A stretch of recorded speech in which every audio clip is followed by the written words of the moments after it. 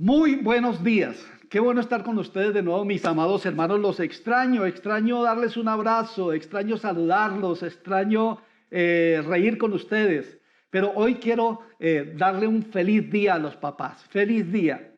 Qué privilegio ser papás, qué privilegio ser abuelos. Pero hoy celebramos también que tenemos un Padre maravilloso, el Padre Eterno. En estos días estábamos con el temita de esto de pregúntale a papá. Si tú fueras periodista y Jesús viniera por una semanita, ¿qué preguntas le harías a Jesús? O si de pronto Jesús viene por una semana ya en su naturaleza divina y de pronto tenemos la oportunidad de invitarlo a predicar a la iglesia, le decimos: Jesús, vida en acción, te invita a predicar y vamos a tener un tiempo de preguntas y respuestas. ¿Qué le preguntarías a Dios? ¡Wow! Yo creo que esas manos estarían levantadas por 24, 36, 48, 72, las horas que sea, enviando y enviando preguntas. Pero una de las más comunes es: ¿por qué, Señor, tú permites el sufrimiento? Bueno, hay muchas respuestas vagas. Unos responden de su mero intelecto, otros responden desde su incredulidad, responden desde un espíritu amargado, desde cosas que ni siquiera tienen conocimiento y se atreven a dar respuestas. Pero otros con honestidad le preguntan a Dios. Solo que Dios no nos va a responder todas nuestras preguntas. Y tenemos que decir: Él es soberano y Él hace lo que Él quiere. En estos días han surgido también muchas preguntas en torno al coronavirus, análisis, intentos de profecía, que es el fin del mundo, que ya viene el anticristo, que ya se va a establecer el nuevo orden mundial. Eso lo dice la Biblia y esas son señales, pero no le atribuyamos al coronavirus todas estas cosas. Bueno, ¿se le puede preguntar a Dios? Claro que sí. Él no se molesta ni se estresa con nuestras preguntas. Isaías 45:11, mis amados hermanos, dice: así dice Jehová, el Santo de Israel y su formador. Preguntadme de las cosas por venir. Mandadme acerca de mis hijos y acerca de las obras de mis manos. Claro, lo está hablando un poquito sarcástico el Señor.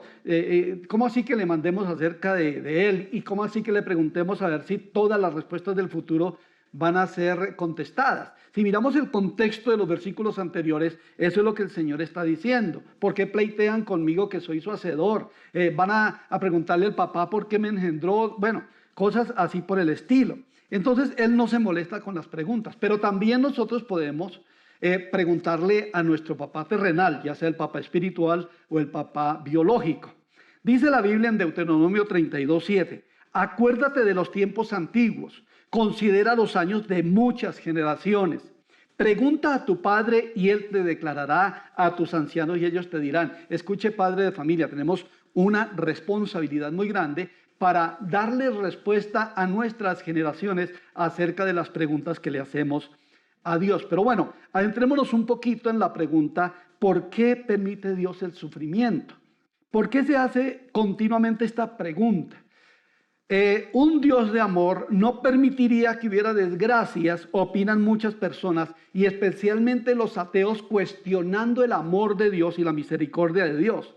Y fíjense, hermanos, que en un de repente, una cosa que nadie esperaba, y un pequeño virus sometió al mundo entero bajo su mando, trayendo para millones el dolor y el sufrimiento. Hay un libro del doctor James Dobson que se titula Cuando lo que Dios hace no tiene sentido, y narra muchas cosas que son inentendibles, hablando de la soberanía de Dios. Quiero referirme a un caso que el año pasado vivimos, que fueron un caso de dos siervos de Dios que se enfermaron de cáncer terminal simultáneamente. Uno, un salmista llamado Julio Melgar, y el otro, el gran evangelista Luis Palau. Por ambos la iglesia oró poderosamente.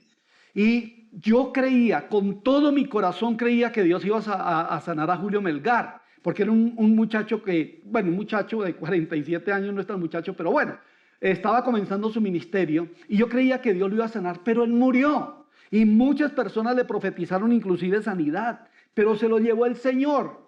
Y en contraste con eso, también muchos oraron por el evangelista Luis Palau, que lo sanó o lo restauró y en este momento tiene 85 años. Son misterios inentendibles. Y perdón que haga esta pregunta, con todo respeto. ¿Y no sería mejor que Dios se hubiera llevado a uno que ya le sirvió tantos años y no al que hasta ahora comenzaba a servirle? Bueno, si uno se pone a preguntarle a Dios y amargarse, no va a obtener respuestas. Lo único que sé es esto por la palabra de Dios, que Dios no hace nada en contra de sus hijos porque su carácter santo, su carácter amoroso y su carácter justo no se lo va a permitir nunca. Escuchen bien lo que dice la Biblia. Él es la roca cuya obra es perfecta, porque todos sus caminos son rectitud.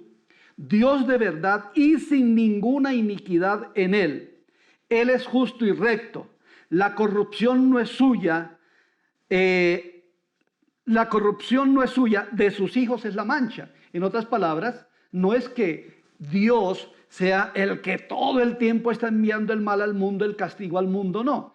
El sufrimiento tiene muchas causas. A veces viene como castigo de Dios, pero otras veces viene consecuencia del pecado del mismo hombre y consecuencia de nuestras mismas decisiones. Bueno, hablemos un poquito hoy del sufrimiento del coronavirus. Una de las cosas es la muerte. Esta es una época muy difícil para perder seres queridos. Uno de los aspectos más crueles de la pandemia del coronavirus es que obliga a muchas personas a vivir o a llorar a sus muertos en soledad. A llorar a sus muertos en soledad. De estos muchos que han muerto, a unos les llegó el momento y estaban preparados y ellos se fueron a gozar con el Señor. Otros que no estaban preparados lamentablemente no están con Él. Pero ¿cuál es nuestra responsabilidad como iglesia? ¿Ir a llevarles una respuesta de por qué se murieron? No lo entendemos. No lo entendemos. Nuestra responsabilidad es orar por ellos y llevar consuelo. Pero habrá un propósito al final de todo. La economía. Esta es una situación muy difícil de resolver ahora. Unos están en escasez desde antes de comenzar la pandemia. Otros tenían algunos ahorros, pero ya están entrando en la angustia por la escasez porque se les agotaron. Pero ¿para qué nos sirve esta escasez? Estas son oportunidades para crecer y aprender. El apóstol Pablo dice, en gran manera me gocé en el Señor de que ya al fin habéis revivido vuestro cuidado de mí, de lo cual también estabais solícitos, pero os faltaba la oportunidad. No lo digo porque tenga escasez, pues he aprendido a contentarme cualquiera que sea mi situación. Sé vivir humildemente y sé tener abundancia. En todo y por todo estoy enseñado. Así para estar saciado como para tener hambre. Así para tener abundancia como para padecer necesidad. Mi amado hermano, mi amada hermana, en algún momento de la vida es también necesario aprender a tener necesidad.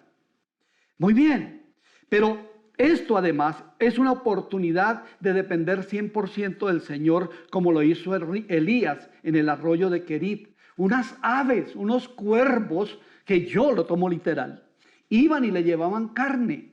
Yo no sé qué clase de carne ni cómo la adquirían, pero lo alimentaban y luego Dios lo envía a una viuda en Sarepta de Sidón, que tenía un depósito de 100 gramos de harina y unas 2 cucharadas de aceite, y ahí vivió dependiendo de Dios por tiempo. Gracias a nuestro Dios porque Él provee sobrenaturalmente. Algunos que estaban padeciendo escasez desde antes de la pandemia, el Señor hasta hoy los ha sostenido. Y a ti, mi hermano querido, que has empezado a sufrir escasez, el Señor te va a sostener y va a haber muchísima provisión. Pero otras cosas de causa del sufrimiento, y que en esto nos hemos enfocado en los últimos domingos, es la familia. Sufren por muchas cosas. Una de ellas, de las preguntas que nos envían en estos días es, ¿por qué hay tantos problemas de comunicación en los hogares? Quiero decirles, hermanos, la comunicación es una cultura, así como también lo es el silencio. Dios es un Dios de comunicación. Y escuchen, nos dejó su palabra y envió el Espíritu Santo para hablarnos y nos dejó la oración para que le hablemos. Así que, ¿qué impide de pronto la buena comunicación en casa?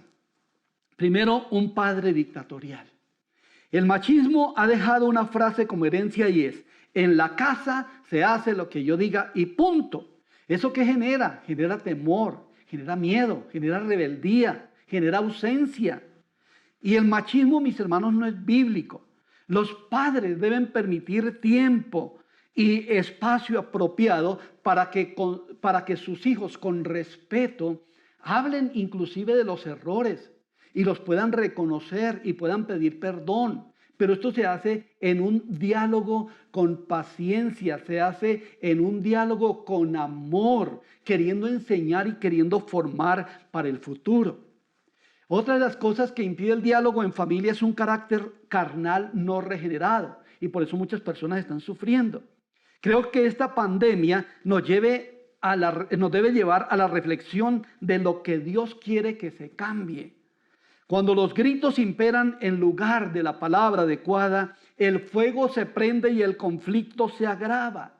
Dediquémonos, hermanos, a aprender lo que es el fruto del Espíritu en este tiempo. Dejemos la carnalidad y seamos espirituales. El fruto del Espíritu es amor, gozo, paz, paciencia, benignidad, bondad, fe, mansedumbre, templanza. Qué bonito es esto. Aprendamos de eso y saquemos la carnalidad. Otra cosa que impide la comunicación es la cultura del silencio. Hay personas que por muchas actividades y el trabajo esclavizante llegan a casa o estando en ella están pegados a otra cosa porque silencio con la familia. Están pegados a las redes sociales, a estos aparatos, al teléfono, al chat, pero de diálogo nada. Mis amados, hay que tener esas propuestas de diálogo para hablar de la visión de futuro, propuestas de solución a los problemas de familia. Cuando hay reunión donde todos aportan, es cuando surgen las grandes soluciones. Pero también algo que impide el diálogo es la cultura del egoísmo.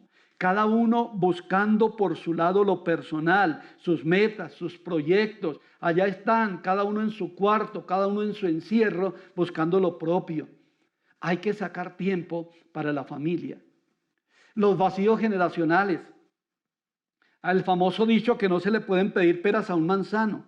Personas que se crían solos, sin papá, sin consejero, sin guianza, sin familia, sin formación, o estando en un hogar no recibieron ejemplo, tampoco ellos van a dialogar, se van a mantener ahí silenciosos o huraños, o pareciera que el asunto, el ambiente es tenso, hostil y el mal genio impera. No, se acabó eso.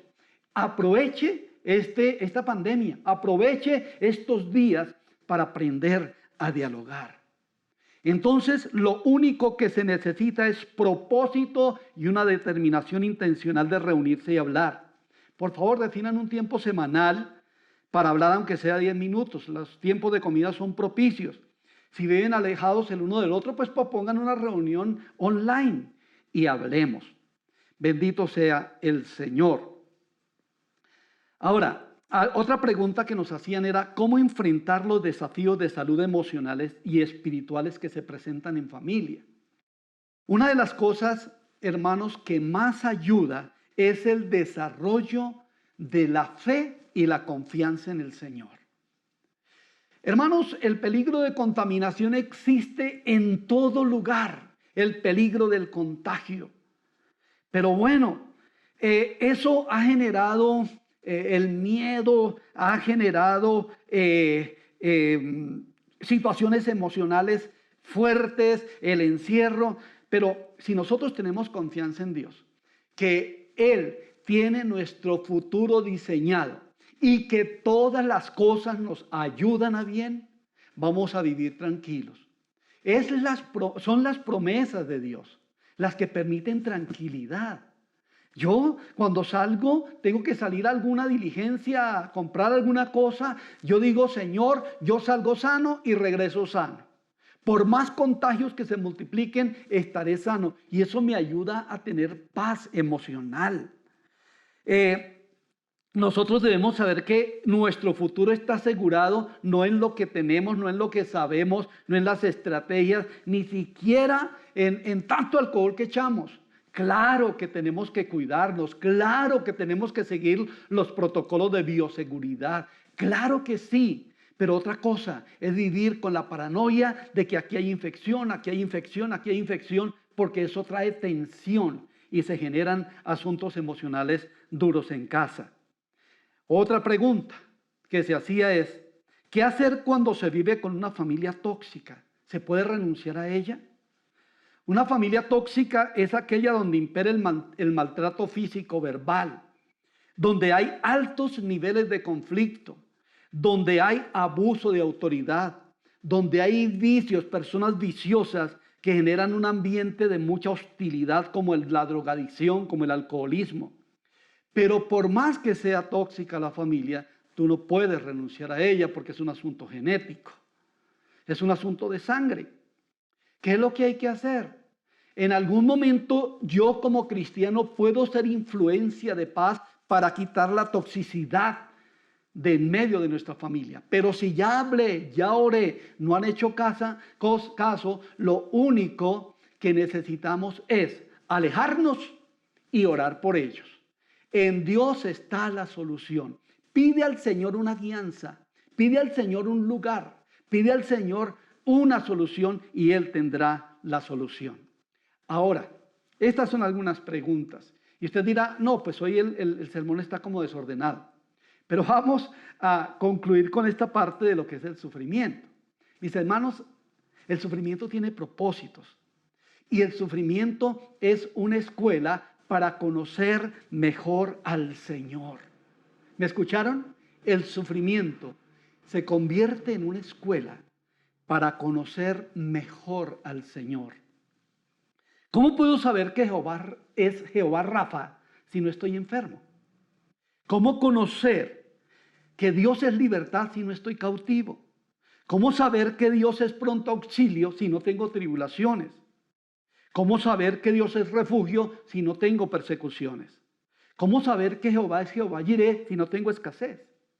Por eso en todas estas cosas Dios está manifestando en sus diferentes facetas para que lo conozcamos mejor.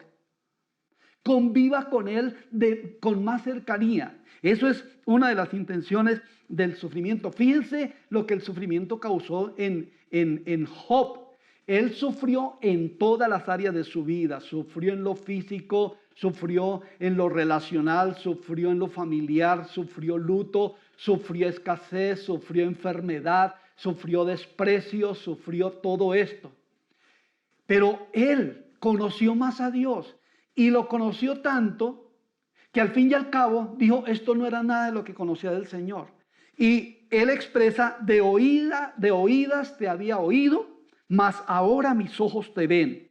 Fue a través del sufrimiento que conoció mejor al Padre eterno, el papá tuyo, el Dios que te acompaña todo el tiempo. También el sufrimiento nos sirve para moldear el carácter. Hay esposas que le están diciendo hacia el esposo el codazo que no se ve ahora, que yo veía desde el púlpito cuando decía cosas. Pero también esposos que le dicen a la mamá, mire, a la esposa, mire, es tiempo de moldear el carácter. O padres a hijos o hijos a padres. Eso es algo que Dios está haciendo. Hay personas que en algún momento tienen un carácter tosco y Dios los mete en grande tribulación. Y es cuando dicen, yo tengo que estar aquí, bajo la sujeción de un jefe a quien no puedo gritar como grito a mis hijos, como grito a mi esposa en la casa. Y ahí está, esclavizado prácticamente, porque Dios quiere que su carácter mejore. Pero también, hermanos, el sufrimiento es una preparación para la grandeza. Dios le dio visión a José de grandeza, que el sol, la luna y 11 estrellas se inclinarían a él, pero no sabía en ese momento el precio mejor que tendría que pagar. Y sufrió Fue a la cárcel, acusado falsamente. Vivió allá siempre buscando del Señor. Y siempre he dicho que en este proceso hacia la grandeza, José vistió 4 túnicas. La túnica de colores que le dio el papá, que era el distingo humano. Y de ahí esa túnica la perdió. Luego se fue a vestir la túnica de esclavo. Y como hubo una falsa acusación, se fue a usar la túnica de presidiario.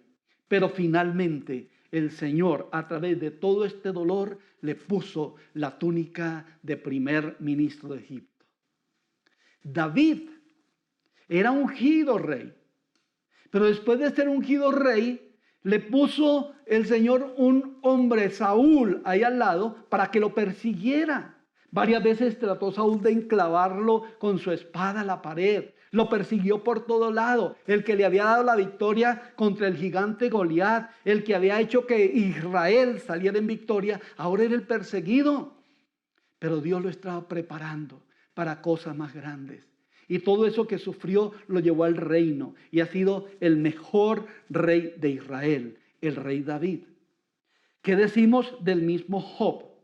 Que Job después tuvo el doble cuando pasó el sufrimiento, cuando pasó el dolor y no renegó contra Dios, no se dio a la amargura, ni al dolor, ni a las preguntas, preguntas sí, hizo muchas, y que no fueron contestadas.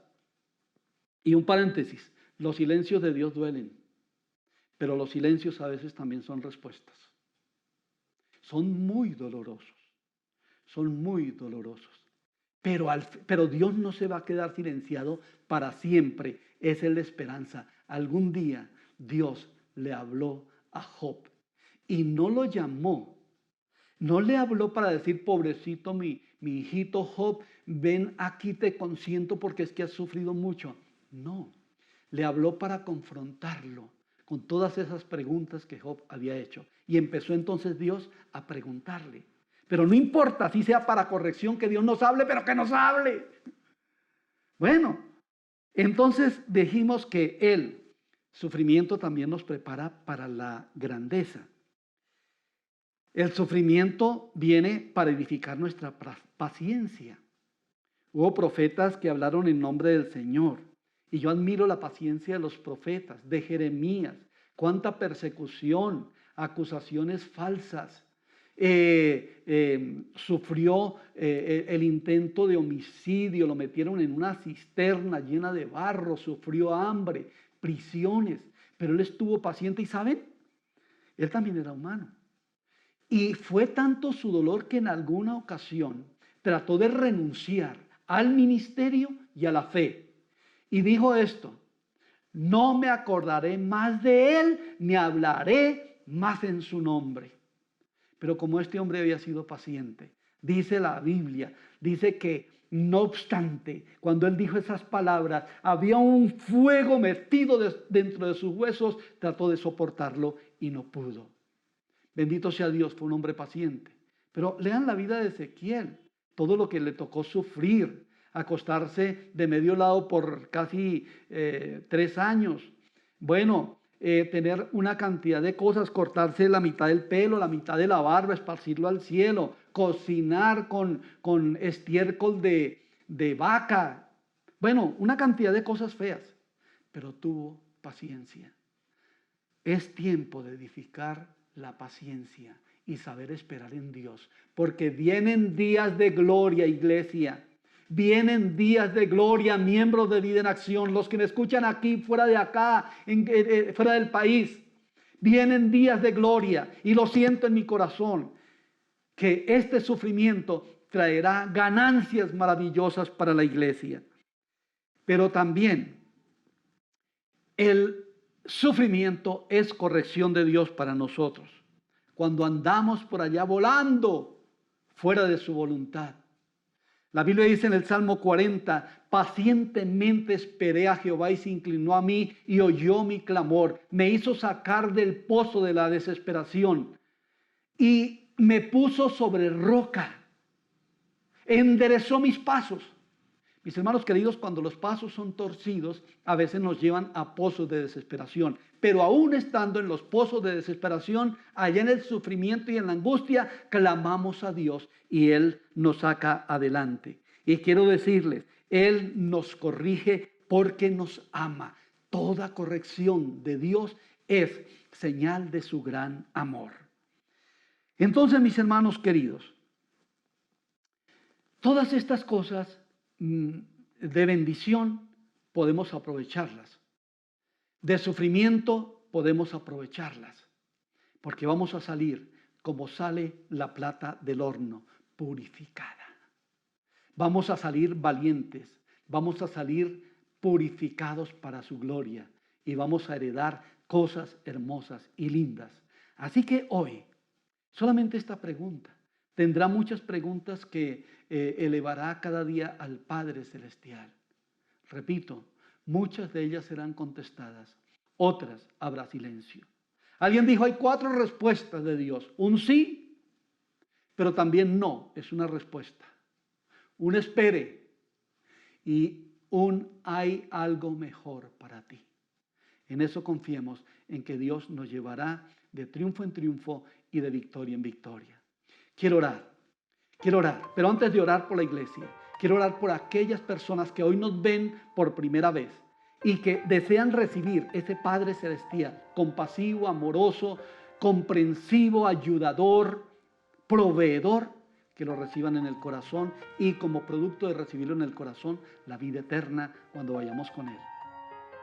Si así lo deseas, repite esta sencilla oración conmigo y diga, Padre Celestial, hoy estoy delante de ti. He entendido que lejos de ti vivo miseria, dolor, angustia. Pero contigo, aún en el sufrimiento, puedo tener paz. Perdona mis pecados. Escribe mi nombre en el libro de la vida, el libro de la salvación. Y gracias te doy, Señor, por tu amor, tu fidelidad y tu gracia. Gracias, Padre, por venir a mi corazón. Yo te acepto como mi Señor y andaré en tu voluntad, cumpliré tu palabra, caminaré tus caminos, Señor. En el nombre de Jesús, amén y amén. Si has hecho esta oración, te invito para que nos llames allá al teléfono que aparece en pantalla y podemos darle asistencia espiritual y en lo que podamos ayudarte con mucho gusto. Pero ahora voy a ministrar. Voy a ministrar a los corazones que están partidos, doloridos, a las personas que están experimentando picos emocionales altísimos, de tensión. Las personas que se les está apocando la fe, por nada la deje apocar, porque la fe, mis hermanos, es el ancla a la que podemos agarrar nuestro futuro. Amárrelo a ese ancla. Y vamos a decirle al Señor que Dios sobre. Cierra tus ojos y clámale al Señor en este momento una intervención sobrenatural, un milagro. Dios está ahí, el Espíritu Santo está ahí ejecutando el milagro que tú necesitas. Padre Celestial, en el nombre de Cristo Jesús, nombre que es sobre todo nombre, yo proclamo victoria en mis hermanos. Padre, gracias por ayudarles en la parte emocional, por ayudarles en la parte de la fe, en la parte espiritual. Señor, gracias por atraerlos hoy de nuevo con esta palabra, Señor, a tu presencia. Sé, Señor, que están agarrados de tu mano y tú nunca los vas a soltar. Yo proclamo, Señor bendito, donde no hay nada, proclamo abundancia. Señor, yo proclamo que la fe se fortalece, que las emociones se sanan, que la paz de Dios, que sobrepasa todo entendimiento, estará con cada uno de mis hermanos en sus casas. Ya sea que estén en familia o estén solos, Padre, allí estás tú trayendo bendición. Señor, la angustia no la vamos a aceptar. Pero Padre, aún tú eres Dios de las angustias. Te ruego, Señor, saques a tus hijos de estos momentos duros y difíciles. Gracias, Padre, porque esperamos en ti, que sacarás una iglesia al otro lado, una iglesia totalmente purificada y llena de ti, llena de tu presencia, llena de tu amor, llena de tu gracia. Espíritu divino, Toca vidas en este instante. Sana a los que están enfermos. Reconcilia a los que están distanciados. Trae unidad familiar. Trae, Señor, paz a los corazones. En el nombre de Cristo Jesús, proclamo milagros. Proclamo milagros. Créalo ahora. En el nombre de Jesús. El cuerpo sano. La mente sana. Las emociones sanas en el nombre de Jesús. Y una vida espiritual estable y verdadera en el nombre de Cristo Jesús, mi Señor. Amén y amén. Un abrazo, mis hermanos, para todos ustedes.